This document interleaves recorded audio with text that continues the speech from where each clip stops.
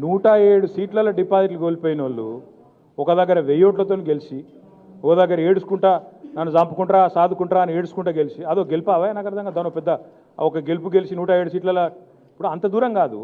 నడ్డా సొంత స్టేటు హిమాచల్ ప్రదేశ్, బీహార్లో పుట్టిండు, హిమాచల్లో మరి మొన్న అక్కడ ఉప ఎన్నికలు ఓడిపోయింది బీజేపీ హిమాచల్లో.